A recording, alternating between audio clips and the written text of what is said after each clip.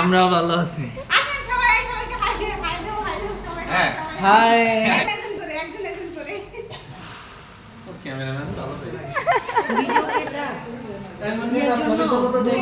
মনে আপু একটা হাই বলেন। ওয়াও, নায়ক, আমাদের নায়ক দুলাভাই। ইন্টারন্যাশনাল দুলাভাই। আমরা আমাদের হোটেল থেকে বের হয়ে সকালে নাস্তা করতে চলে গেলাম লন্ডন রেস্টুরেন্টে। এখানের নাম করা একটা রেস্টুরেন্ট লন্ডন রেস্টুরেন্ট। তো এই রেস্টুরেন্টের খাবারগুলো সত্যি সত্যি সত্যি অনেক লোভনীয়। আমি এখন এডিট করতেছি, মানে বয়স দিচ্ছি, আমার এখনই জিভে জল এসে গেছে। মানে এত পরিমাণের মজা এখানকার খাবারগুলো, আর স্পেশালি এখানকার চাটা তো আরো বেশি মজা। তো আমরা সকালে নাস্তায় নিয়েছি সবজি আর পরোটা, আর একটা করে চা ছিল সবার। এই তো আমি সবজির মধ্যে একটু লেবুর রস দিয়ে দিচ্ছি, এটা আমার অনেক ভালো লাগে। একটু লেবুর রস দিয়ে দিলে একটু টক টক আর একটু লেবুর গ্রান আসে, অনেক মজা লাগে তখন সবজিটা খেতে।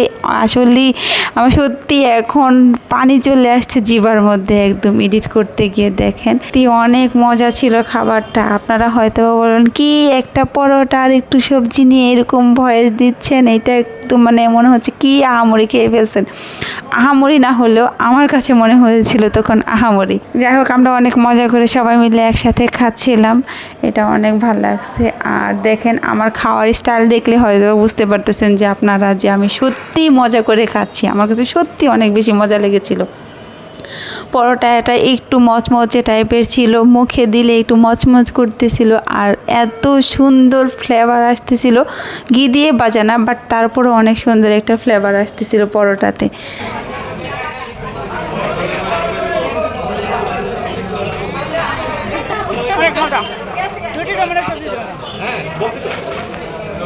আমার পরোটা খাওয়ার শেষ পর্যায়ে চা দিয়েছে। আমি একটু পরোটা হাতে রেখে দিয়েছিলাম চা দিয়ে খাবো বলে, কারণ এখানকার চাটা দেখতেই কত সুন্দর লোভনীয়। দেখেন, আপনারা দেখলেই বুঝতে পারতেছেন যে সত্যি কালারটা এত জোস, যেমন কালার তেমনি স্বাদ।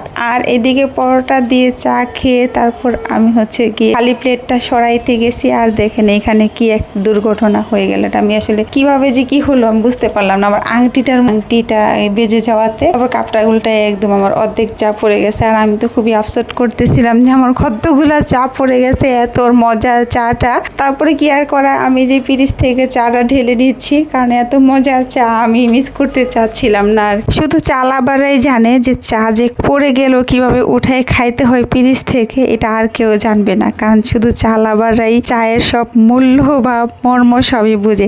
যাই হোক, ভিডিওটা এই পর্যন্ত। কেমন লেগেছে অবশ্যই কমেন্ট করে জানাবেন। ভালো লাগলে একটা লাইক করবেন, শেয়ার করবেন, আর আমার ছোট্ট পরিবারের সদস্য হয়ে থাকবেন। আপনাদের সাথে দেখা হচ্ছে পরবর্তী ব্লগে। সেই পর্যন্ত বিদায় নিচ্ছি। আল্লাহ হাফেজ।